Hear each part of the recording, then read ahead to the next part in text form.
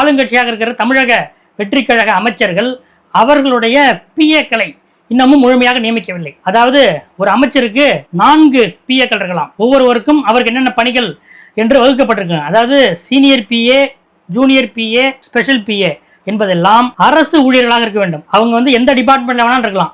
இப்போ ஒரு அமைச்சர் இருக்கிறாரு, அவருடைய உறவினரோ, அவருக்கு மிக நெருங்கிய ஒரு நண்பரோ ஒரு வருவாய்த்துறையில் ஒரு ஊழியராக இருப்பார், ஒரு அலுவலராக இருப்பார், அல்லது பிடபிள்யூடியில் இருப்பார், அல்லது போக்குவரத்து துறையில் இருப்பார். இப்படி எந்த டிபார்ட்மெண்ட்லாம் இருக்கலாம், அந்த ரேங்க்ல இருக்கணும். அவ்வளோதான். சீனியர் பிஏ என்ற ரேங்க்கு என்ன அரசு நிர்ணயிக்கப்பட்டிருக்கிறதோ அந்த ரேங்கில் எந்த துறையில் இருந்தாலும் அவர்களை டெபுடேஷனில் எடுத்து தனக்கு பிஏவாக போட்டுக்கொள்ளலாம். இது மாதிரி senior PA, junior PA, special PA, இந்த பொலிட்டிக்கல் பிஏ என்பது அவர்கள் அரசு ஊழியர்களாக இருக்க வேண்டும் என்கிற அவசியம் இல்லை.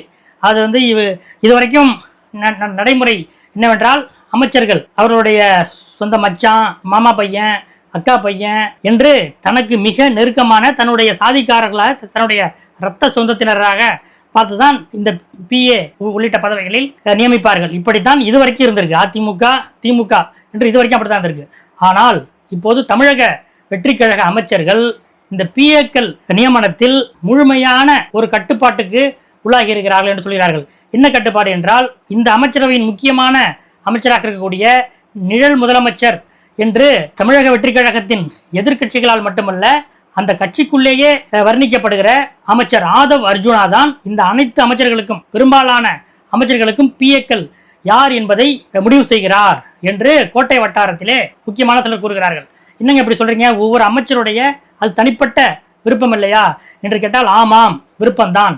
ஆனால் ஒரு அமைச்சர் என்ன செய்கிறார், அவர் எங்கெங்கு போகிறார், யாரை சந்திக்கிறார், அவருடைய டிபார்ட்மெண்ட்டிலே என்னென்ன மாதிரியான விஷயங்கள் நடைபெறுகின்றன என்பதையெல்லாம் அந்த பிஏக்கள் முற்றிலுமாக அறிந்து வைத்திருப்பார்கள். இப்படிப்பட்ட நிலையில் பிஏக்களுடைய நியமனங்களில் எவ்வளவு நேர்மையாக இருக்கிறோமோ அமைச்சர்களுடைய செயல்பாடு அவ்வளவு நேர்மையாக இருக்கும் என்று முதலமைச்சர் விஜய் கருதுகிறார்.